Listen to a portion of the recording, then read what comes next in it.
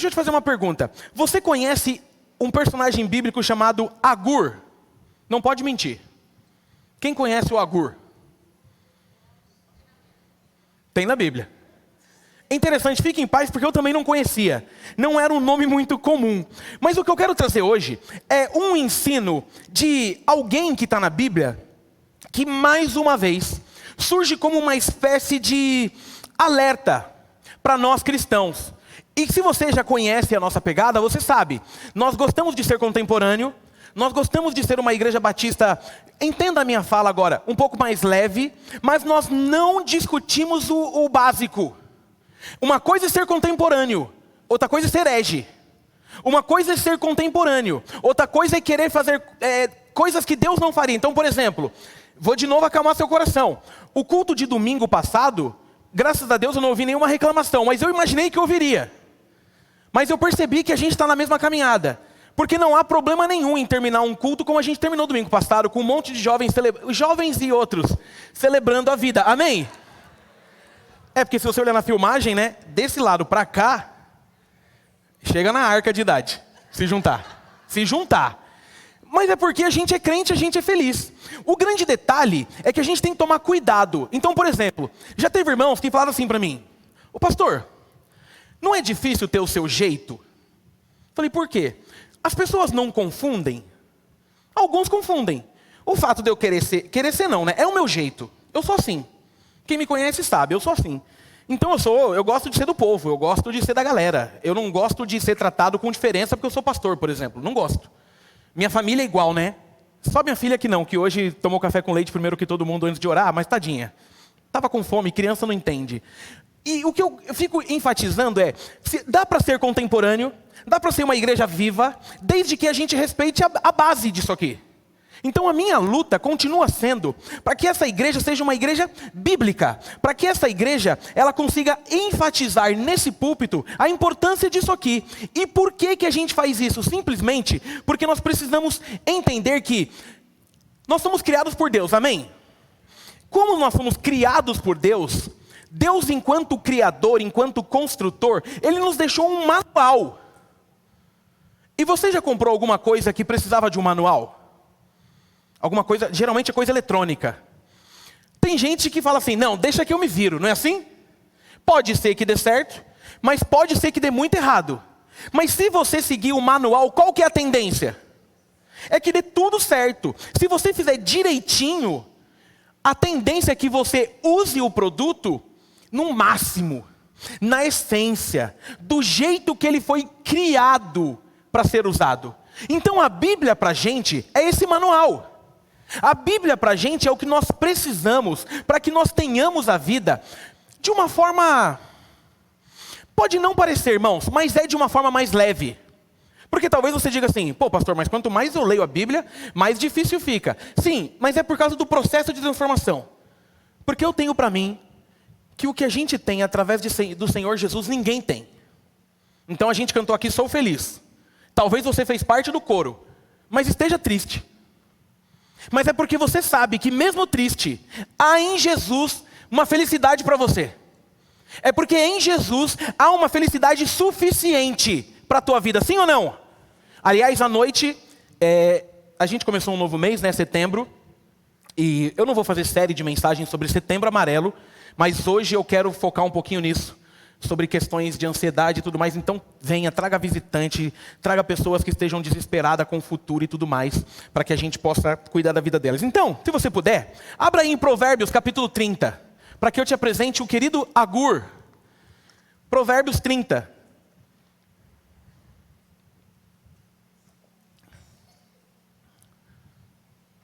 Livro de Provérbios.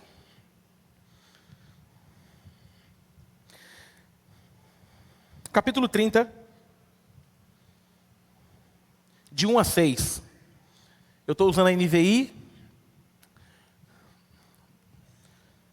A minha versão diz assim: Ditados de Agur, filho de Jaque, oráculo. Este homem declarou a Itiel e a Ucal: sou o mais tolo dos homens, não tenho o entendimento de um ser humano. Não aprendi sabedoria, nem tenho conhecimento do santo. Quem subiu aos céus e desceu? Quem ajuntou nas mãos os ventos? Quem embrulhou as águas em sua capa? Quem fixou todos os limites da terra? Qual é o seu nome? E o nome do seu filho? Conte-me, se você sabe. Aí vem o 5 e o 6. Cada palavra de Deus é comprovadamente pura. Ele é escudo para quem nele se refugia. Nada acrescente às palavras dele, do contrário, ele o repreenderá e mostrará que você é mentiroso. Amém? Louvado seja o nome do Senhor pela palavra dele, que tem um poder de transformar a nossa história. Queridos, nós estamos aqui diante de um texto, para você entender um pouco o contexto. Provérbios, a gente geralmente atrela sempre a Salomão. Mas o final do livro de Provérbios, em especial no 30, chega esse homem que ninguém sabe nada, que é o Agur. Com exceção de que fala que ele é filho de Jaque. Mais nada. E Agur escreve um projeto, um Provérbios, que dá até o que falar. No movimento teológico, Provérbios capítulo 30, tem gente que vai dizer que esse texto é escrito como se fosse um diálogo, aonde do 1 ao 4, nós estaríamos diante de um Agur que é um cara ateu. Ele é cético. E o 5 e o 6 é como se fosse uma resposta de um judeu ortodoxo. É como se fosse uma conversa onde Agur está dizendo meio que Deus é esse? Quem é esse? Quem o viu? Quem o conhece? E aí um judeu ortodoxo vem e fala o 5 e o 6, dizendo sobre a palavra ser pura, sobre ele ser escudo. É um dos movimentos. Em outros movimentos, que é o que eu prefiro, vai dizer que aqui não, é um provérbio de reflexão. Sabe aquela reflexão bem davídica? Porque aqui tem bem davídica. Ele começa a fazer questões e ele mesmo responde. Ele começa a pensar sobre aquilo que tem e quem é que realmente criou tudo. O que nos faz entender que Provérbios foi escrito por pessoas que eram sábias, mas que demoraram para entender o sentido da vida. Então a gente está diante de um provérbio que nos ensina algumas coisas que nós precisamos ter marcado nas nossas vidas. Nós precisamos entender os detalhes daquilo que Deus deixou para nós, para que nós não incorramos em erros, porque de novo, eu vou repetir uma coisa para que você não esqueça. Quando a gente não tem profundidade na palavra, tudo aquilo que lançam com cara de Jesus, a gente aceita. Nós teremos que ensinar a igreja a ser uma igreja bíblica, simplesmente por quê? Porque tem muita gente inventando moda e a gente caindo. Então, eu vou dar um exemplo, irmãos. Quando eu vejo essa igreja com bastante jovens e vindo mais jovens, meu coração fica muito feliz. E por quê? Porque um dos alvos do momento, quem são? Os jovens. Sim ou não? O que tem de pai e mãe orando para que o filho volte, não está escrito. E por quê? Porque o nosso inimigo não vacila. Tanto é que eu vou começar um projeto novo, eu fiz uma campanha lá, uma pesquisa no meu Instagram. Não imaginei que... É sério, vocês me impressionam. Eu tenho um projeto novo, já anota no seu coração. Já pensei até no nome, Rafa. Pensei em 2 opções. O primeiro vai ser assim, ó, sextou, mas ó, pega a parada semântica. Sextou na sua presença. Pegou? Se estou na sua presença, mas sextou ou sextamos na sua presença. O que é isso? Irmãos, já me ajudem. Eu quero uma hamburgueria da cidade muito legal. De preferência na Paulo Facini, porque eu quero coisa grande. E que toda sexta-feira, ou quinzenal, a gente pega essa hamburgueria a partir das 10 da noite e é nossa. E a gente vai lotar essa hamburgueria. Só com os crentes. E os convidados dos crentes. E o que a gente vai fazer nessa hamburgueria? Primeiro comer, porque ninguém é de ferro. Mas tem um movimento que a gente tem umas músicas e troque uma ideia com a galera. Curtiu? Você que é mais velho, quer participar? Só que é às 10. Não, estou dando uma dica. E não vai ter chá. Não vai ter chá. E cara, eu vou te falar o porquê. Eu moro bem pertinho da Paulo Facini. Meu irmão, aquilo ali é um fervo. É um fervo. Aí você pode olhar aquilo ali e falar assim, ah, isso aqui é de Satanás. Ou pode olhar aquilo ali e dizer assim, acho que eu vou entrar nesse lugar aqui. Pensou que louco a gente na hamburgueria? Que nem eu vi que tem uma hamburgueria ali, eu não sei o nome, que ela tem 2 andares. O andar de cima podia ser nosso. Agora, quem sabe a gente não abre a nossa hamburgueria? PBG Burger. Já pensou que louco? Ou Maná Burger, que já tem a marca. Sabe por quê? Eu sou um cara inquieto. E eu fico olhando esses movimentos. A gente às vezes reclama demais, mas não faz nada. Ah, o mundo quer os jovens. Legal, vem buscar aqui então. Estamos pronto. Vamos cuidar. Então você que conhece uma hamburgueria, você que sonha em abrir uma hamburgueria, quem sabe não é agora. Você já vai abrir com 100 clientes mais ou menos. E que come, irmão, pode abrir sem medo. Vai faltar carne. E o que eu tenho lutado é para isso. É para que a gente se atente ao que importa. Sabe por quê? Porque eles estão tentando atacar. Primeiro, juventude. Juventude que tem um movimento tecnológico na mão. Sabe de tudo e não leu porcaria nenhuma. Mas sabe de tudo. Deus não presta. Deus não existe. Deus é bonzinho. Deus é fofo. Como ele não para, agora é casamento. Casamento não é tudo isso. Para ser feliz não pode casar. O casamento você tem que ser feliz. Se você não é feliz, você termina. E aí inventando moda. E sabe qual é o grande detalhe? É que a gente está caindo. E por que a gente cai? Simples. Porque a gente não conhece o manual. Nós não fomos criados para cair nessas coisas. Nós fomos criados para adorar a Deus com a nossa vida. Amém, igreja? Então o que eu quero trazer nessa manhã de festa, nessa manhã de café, nessa manhã de ceia, é justamente alguns passos para que a gente entenda o que o Agur está nos dizendo. E possamos ser firmes na fé em Jesus. Porque eu só vou descansar quando o Guarulhos for de Jesus. Eu acho que eu não vou descansar não, porque quando o Guarulhos for de Jesus, a gente vai querer ganhar o estado, porque a gente não para. Já está vindo gente de Curitiba. Ou melhor, o mundo. Porque já veio gente de Orlando, Portugal, Recife, Houston. Nossa igreja é uma igreja internacional. E por quê? Porque nós somos convocados para viver a missão de Deus na terra. E só vamos parar quando o Senhor voltar. Amém, igreja? Ou quando a gente for. Então eu quero trazer para a gente esse movimento que Agur nos disse em Provérbios 30, para que nós possamos ter firmeza. Se você entrou aqui com a fé abalada, em nome de Jesus, que você saia daqui no 220 na presença de Deus.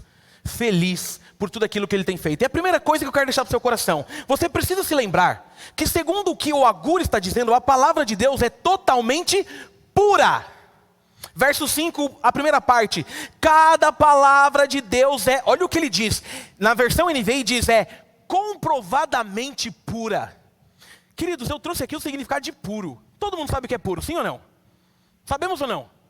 Mas olha o significado, e é grande, é do dicionário. Sem mistura, alteração ou modificação, sem mácula, incorrupto, que não se corrompeu pelo pecado, está no dicionário normal. Pelo mal, imaculado, que expressa honestidade, sinceridade, sincero, que se apresenta de modo claro, transparente, sem culpa, livre, incontestável, completo e absoluto. Ou seja, a palavra de Deus, ela é pura, ela é intocável, imexível. Não há possibilidade de coisa ruim nessa palavra. Quando nós dizemos que a palavra de Deus é pura, nós estamos dizendo que não tem contaminação. O seu conteúdo ele é inspirado por Deus. Essa mensagem ela é inerrante, ela é infalível e é suficiente, irmãos. Suficiente, a gente tem que lembrar disso. Quem está vindo na quarta tá ligado, que a gente está se aprofundando nisso. É tempo da igreja voltar para a Bíblia. Tem um pastor que gravou um vídeo esses dias muito bom, né? Que perguntaram para ele assim, pastor, qual igreja que eu devo frequentar? Ele falou assim, a mais perto da sua Bíblia e não da sua casa. Irmãos, está difícil. Está difícil porque a gente já não sabe mais quem é quem. Mas se a gente entende que essa palavra é pura, se a gente entende que o que tem aqui é provisão de Deus, se a gente entende que tudo que Deus nos deu tem a ver com essa questão de melhorar a nossa vida, é simples. Eu vou te dar um exemplo. Imagina que você está num deserto. Ok? Alguém aqui já foi para o deserto? Não, né? Já foi? Alguém já foi para um lugar parecido para o deserto? Alguém já foi para o Amapá? Para o Acre? Para onde? Chapada da Diamantina, mas é um deserto fino. Diga, meu filho. Já foi para o Catar?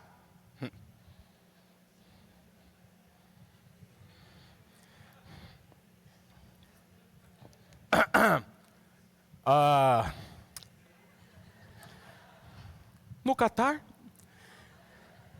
Que legal. Mas você foi no deserto do Catar? Você já era aqui, né? Mais ou menos. Te Catar. Pegou? Fica com a gente, fica com a gente. Imagina que você está no deserto. Olha que interessante. E é sério. Parece uma... Como chama quando a gente ensina criança? Uma pedagogia infantil, mas não é não. Você está no deserto, morrendo de sede. Porque falam que é um calor insuportável, né? Que a sede é um processo... Se você se depara com 2 riachos, sabe o que é um riacho? Aquela água no deserto. 2, um do lado do outro. Você olha, está com a água turva. O cheiro está forte. Você não vê o fundo do riacho. Mas o outro está limpo, está puro. Você olha aquela água. Qual que você bebe? Eu falei que era pedagogia infantil, mas qual que você bebe? O puro. E por que com a vida a gente não faz a mesma coisa? Por que a gente está optando por beber água suja? Sendo que a palavra de Deus ela é límpida. Sendo que a palavra de Deus tem tudo o que a gente precisa.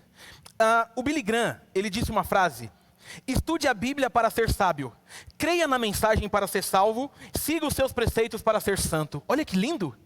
Estude para ser salvo, creia para ser salvo e siga para ser santo. Qual que é o nosso grande problema? É que a gente se esqueceu dessa terceira parte. Não há santidade sem palavra. E tem mais. O A.W. Tozer diz: nunca vi um cristão útil que não seja estudante da Bíblia. Não existem atalhos para a santidade. Irmãos, o nosso culto é incrível, eu acho lindo, eu acho o ministério de louvor dessa igreja a coisa mais sensacional. Eles cantam bonito e tudo mais. Eu acho que o nosso culto é gostoso. Mas se você não tiver profundidade de Bíblia, os ventos de doutrina pegarão teu coração.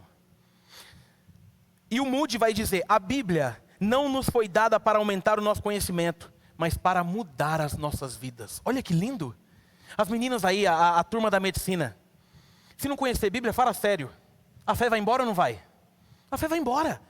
Agora olha que legal. Essa igreja está virando meio que um recanto das futuras médicas de Guarulhos. Olha que legal. Imagina daqui a pouco a gente ter um culto PIBG da medicina. Porque se elas representarem Jesus, mais médicos virão para Jesus. E o que precisa para isso? Viver a pureza da palavra. Então deixa eu te dizer uma coisa. Se você não acredita na Bíblia, não acredita em Jesus, por conta das falácias que dizem por aí, em nome de Jesus, pare com isso agora. Porque ela é pura. Nela tem tudo o que a gente precisa para alimentar, para matar a nossa sede. Amém, igreja? Amém mesmo? A segunda coisa que eu preciso te dizer, e aqui tem uma sacada no texto, mas o ponto 2 é na palavra de Deus e no Deus da palavra, nós encontramos um escudo para a jornada. Olha o que diz o mesmo verso no final. Aqui tem uma parada teológica, eu gosto de trazer só para você entender, mas não vou me aprofundar, é evidente. O texto diz assim, lembra da primeira parte? Fala sobre a palavra ser pura. Na segunda ele fala assim, ele é um escudo para quem nele se refugia. Aqui tem 2 variáveis também. Tem gente que pega o ele, e quando você faz um estudo diacrônico da palavra, vai entender que pode ter sido um erro de escrita, no sentido de que ela está falando da Bíblia. Então você vai pegar teólogos que pegam esse texto e dizem assim: a Bíblia é pura e ele, Deus, é o escudo. Tem gente que não, que pega essa fala de Agur e entende que a fala é toda da Bíblia. Então ela é pura e ela é escudo. Para não incorrer num erro, tanto Deus quanto a Bíblia são o escudo que nós precisamos para a nossa jornada. Nós acabamos de concordar que tudo que está acontecendo, tudo que estão jogando contra nós, a gente só vai conseguir se defender como? Com escudo. Para que serve um escudo? Para si? Para si? Todo mundo aqui já viu um filme? Calma! Todo mundo aqui já viu um filme de guerra. Agora vamos lá. Tanto Deus quanto a palavra é escudo. Você já viu aqueles filmes que o cara está sendo treinado para a guerra? Não é legal aqueles filmes? Porque ele não consegue segurar a espada numa mão e o escudo no outro e ter como fala? O quê? destreza. Nossa, gostei. Quem falou destreza? Decida. Ele não consegue ter uma destreza. Você que não sabe o que é destreza, procure a Cida no final do culto, mas eu gostei dessa palavra. Ele não consegue ter uma destreza ou uma habilidade entre um escudo e a espada. E para que ele tem que ficar treinando? Para que ele consiga. Não adianta ter o escudo se eu não sei usar. A Bíblia e Deus enquanto escudo não é para que você deixe aberto na cabeceira e espere que aquele escudo te proteja. Não. Sinto lhe dizer. Escudo bom é escudo que você sabe usar. Irmãos, o que tem de flecha e de dardos sendo lançado contra nós não está escrito. O que ele está dizendo é simples. Ou a gente se protege, ou seremos atingidos. E vamos ser sinceros, mesmo se protegendo, tem hora que a gente é pego. Escudo foi feito para que você tenha como se defender. Escudo foi feito para que ao chegar a flecha você fale, aqui não. Agora eu te pergunto, a gente vive numa constante guerra, sim ou não? Na luta espiritual. Sem escudo, o que eu estou dizendo para o inimigo? Pode atacar à vontade que eu vou perder. Por isso que eu preciso te lembrar de uma coisa. Não cabe mais para nós, igreja madura. Ai, porque o diabo é sujo. Ai, porque o diabo é astuto. Não há novidade nessa fala. Nós já sabemos. A pergunta é, o que eu tenho feito para não cair naquilo que ele tem feito? Porque se eu estou bem de escudo, vai vir. Vai vir seta. Vai vir problema. Né? Eu sempre digo que eu gosto de confessar meus pecados aqui, você que nos visita. Aonde é que eu preciso deixar uma Bíblia e ir lendo? Você podia pegar mais leve, né? Só uma pessoa respondeu, a minha esposa. E ela respondeu? No carro. Irmãos, eu preciso ler mais texto que gere longanimidade no volante. Não, alguém tinha que escrever. Segundo aos carros 2,14. Porque se eu não me preparar, olha o que eu estou te dizendo. Se eu não estiver preparado por completo, eu fico deixando brechas. E se eu deixo brechas, está querendo dizer, sabe o quê? Eu não estou usando o meu escudo direito. Ontem um cara me ofendeu do carro dele. E eu fiz, te catar. Aí ele fez assim, de novo. Aí na hora eu falei, eita. Falhei. Percebe onde eu quero chegar? Não é só a falha no sentido de, eu roubei. Não. O escudo é para que eu comece a me proteger sobre todo esse movimento espiritual que cerca a minha vida. Não dá para ser crente sem se proteger. Por quê? Porque nós somos estranhos para esse mundo. Nós somos estranhos e devemos ser estranhos para esse mundo. Mas sem escudo não dá. E sem saber, e não é sobre ter, gente, ouça o que eu vou dizer, não é sobre ter uma Bíblia, é sobre usar uma Bíblia, não é sobre ter um escudo, porque se eu for para uma guerra com uma espada, dizendo, eu tenho um escudo e deixei em casa, eu morro. Eu tenho escudo, mas não sei usar, eu morro. Agora, quando eu tenho um escudo bem alinhado com o meu coração, quando eu tenho um escudo que está preparado para tudo, eu consigo me proteger e fazer com que o mundo e suas falácias não peguem o meu coração. O problema de crente que está falhando é o crente mesmo, não é o diabo. Eu amo aqueles memes de internet, né? Tem uns que eu fico rachando o bico. Que o cara, quando atola o pé no pecado, tem coisa que até o diabo olha e fala assim, rapaz, aprendi uma nova com você. E ele está dizendo que é o diabo. Meu irmão, deixa eu te contar uma coisa. O diabo já sabe qual é o fim dele. O que ele quer é levar mais pessoas junto. Só que nós temos que saber isso. Nos proteger. E deixa eu dar um recado. Se na sua casa tem alguém que ainda não é cristão, tente ao máximo ser o escudo. Use isso como um desafio. Escudo é para proteger os seus também. Deixa eu dar um recado de novo aqui para os pais. Pais, está ficando difícil. O que o mundo quer com os nossos filhos está ficando difícil de entender. Gente, já tem gente com medo de ter filho por causa da maldade humana.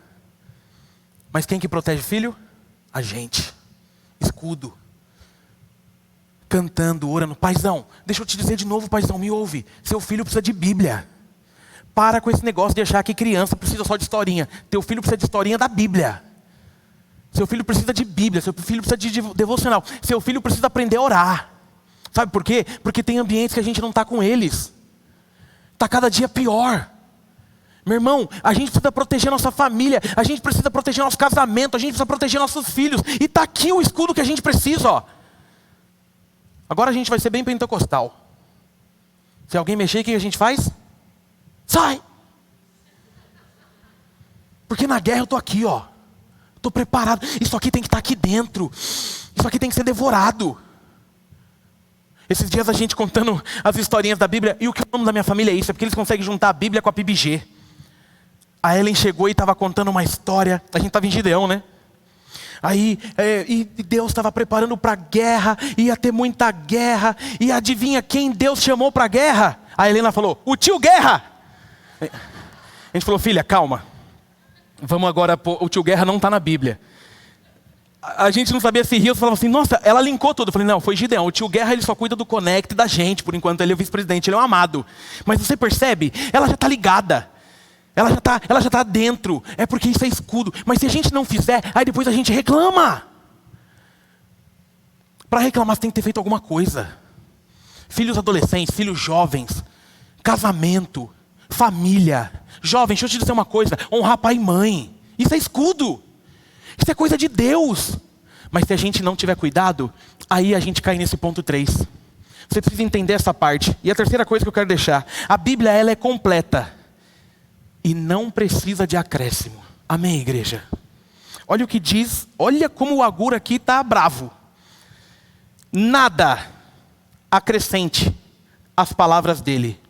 Do contrário, ele o repreenderá e mostrará que você é mentiroso. A Bíblia não precisa de acréscimo. A Bíblia não precisa de adendo. A Bíblia não precisa de resguardo, de ressalva. A Bíblia não precisa de nada. Irmãos, não é à toa que Lutero, diante da reforma, ele dá um berro, dizendo só a Escritura, dizendo só a palavra. A gente não precisa de mais nada. Não precisa de reinterpretação. Não, o que a gente precisa é de profundidade. Que nem, tá na moda agora. Irmãos, se tem uma coisa que eu respeito é teólogo, não tem problema não. Mas às vezes tem uns exageros que a gente precisa estar ligado. Porque estão em púlpitos. Quando a gente entende que a Bíblia foi dada por Deus e a gente usa ela de acordo com aquilo que a gente tira, de acordo com o momento, de acordo com a fase, tem um perigo nisso. Porque o que eu estou dizendo para você? Não, interprete o texto e faça. Tá certo isso, querido? Como é que a gente entende o processo de iluminação? Como é que a gente entende? O que é o processo de iluminação? Você primeiro tem o processo da inspiração. Quem escreveu foi inspirado por Deus. A iluminação é para que você leia aquilo, extraia daquilo o que quem deu quer que você tire. Por isso que eu repito, a Bíblia foi escrita para crente. Porque sem a iluminação, a gente inventa moda. Porque sem iluminação, a gente diz assim, não é bem isso. Não, é isso aqui. Já tem gente questionando se Jesus existiu. Já tem gente dizendo assim, não, Jesus se apaixonou assim, não tem problema. E aonde eles estão dizendo isso? É no púlpito. A Bíblia não precisa de mais nada. Ela é suficiente. Ela tem tudo o que a gente precisa. E o texto está dizendo que se você acrescentar, você é um grande mentiroso. É tempo da gente fechar a casa.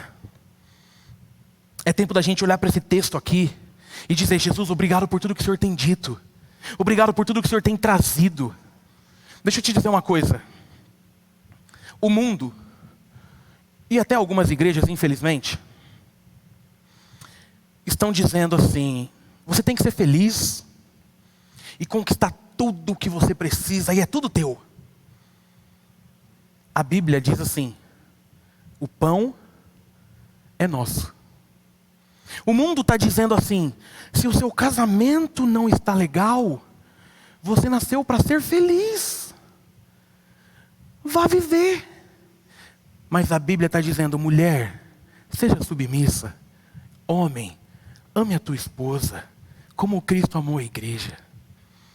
O mundo está dizendo, jovem que não transa, não é jovem.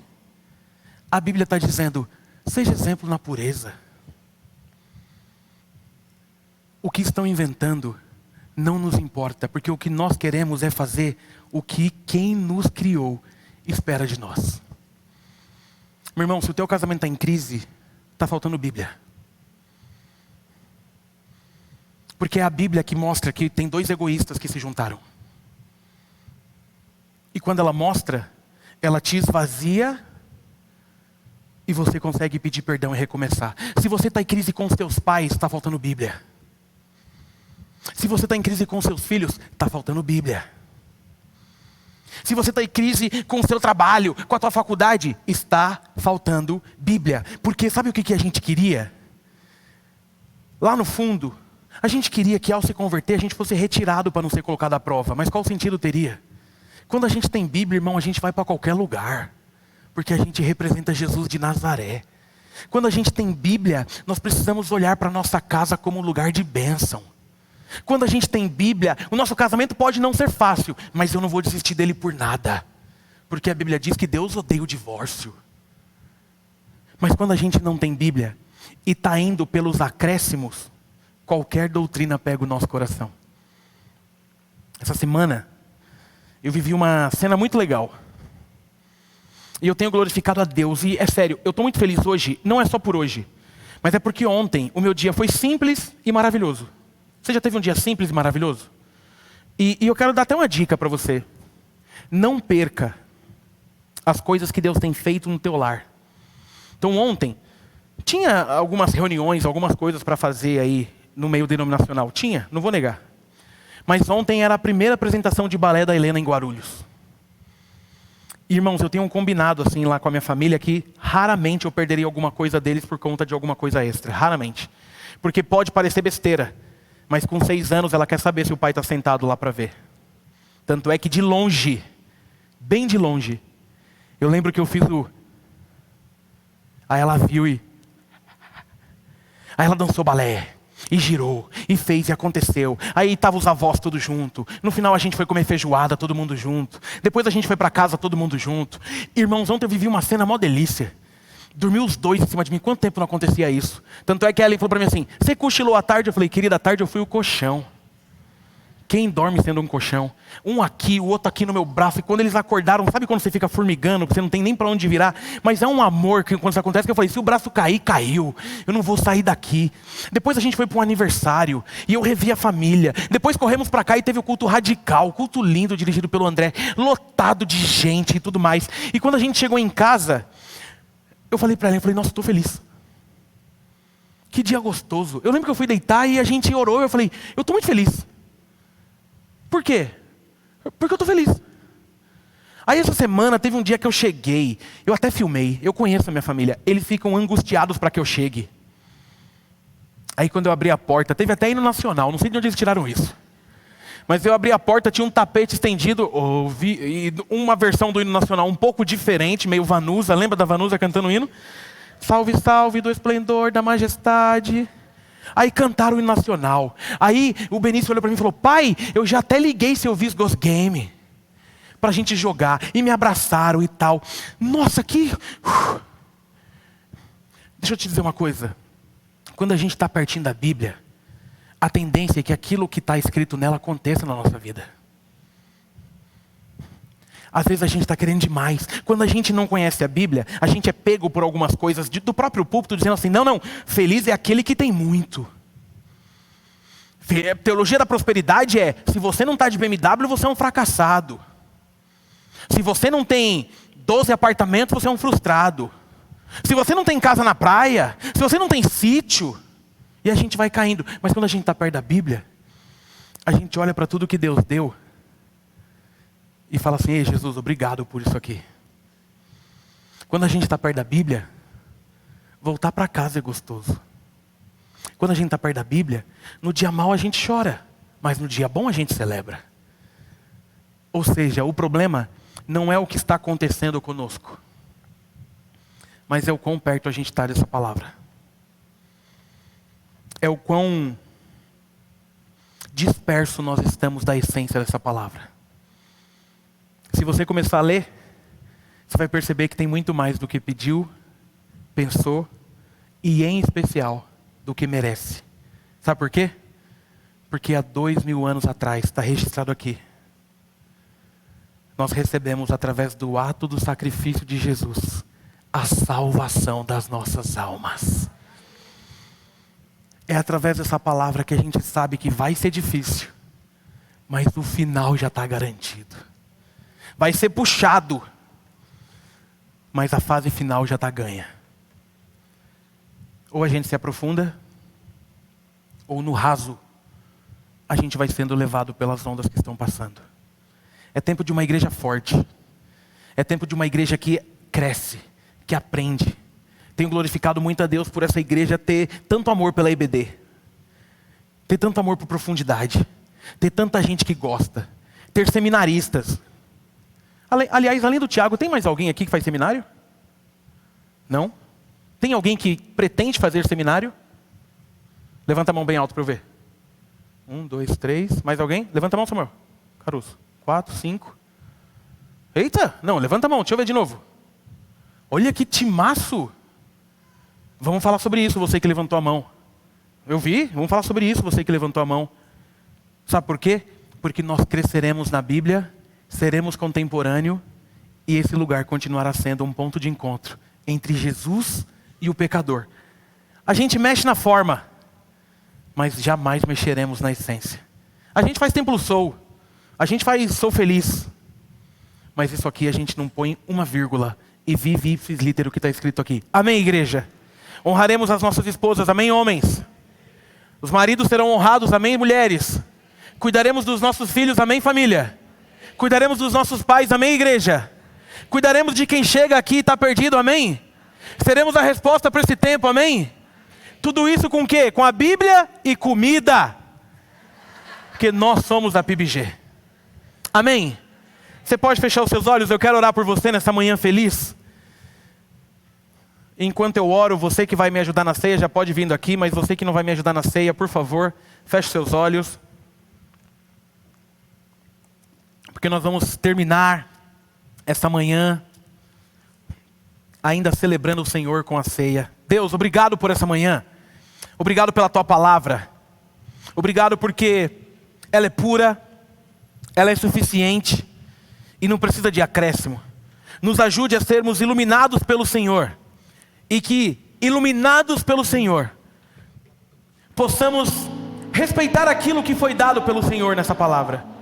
Que possamos respeitar o manual. Que possamos dizer só a Escritura, só a palavra, só a Bíblia. Ah, Jesus, a Bíblia é mais atual do que qualquer jornal do dia. A Bíblia é presente. Ela tem um poder transformador. Ela consegue mudar aquilo que somos. Ela gera santidade, vida. Se chegou alguém aqui que está distante da Tua palavra, que se reaproxime em nome de Jesus. Se chegou gente aqui que não tem percebido que o casamento, os filhos, os pais, a vida acadêmica está ruim, que possa perceber que se não houver profundidade, daremos ouvido ao que estão dizendo e seremos alvos das armadilhas do inimigo.